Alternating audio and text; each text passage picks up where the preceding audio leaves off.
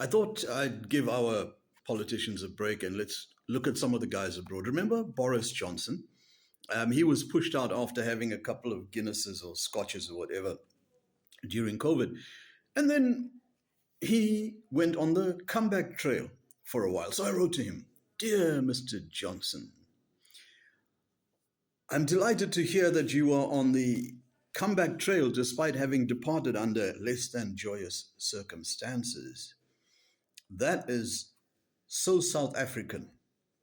And for that nod to our beloved country, I will support you. No strings attached, though I am short a pound or two." So you had a Guinness or two. I mean, what's the big deal?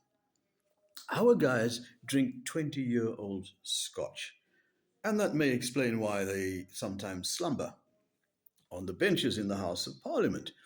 You guys have a neat trick of leaping up and down at some prearranged signal. Sorry. Now that's one colonial thing that we could gladly inherit from you to certainly at least keep our guys awake.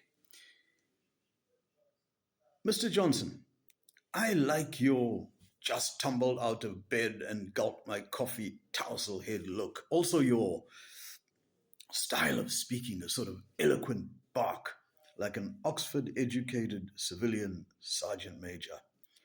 Our guys tend to mumble mind-numbing, drab speeches, and the cliches and slogans that tumble from their lips can induce suicide. A former minister here departed under a much larger cloud than you, something involving substantial sums of money and some bad vibes.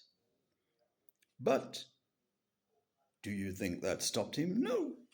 He's vying for the top spot.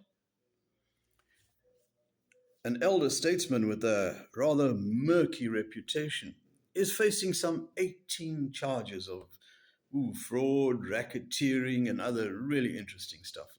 We don't play here. Do you think that stopped him from pontificating, lecturing, electioneering? No. We are made of sterner stuff. Now, people affectionately call him Sboshwa. I don't know what that means, but I assume it's something like exalted one.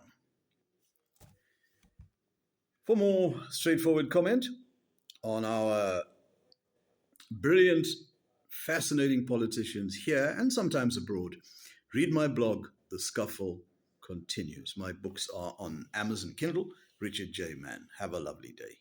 Cheers.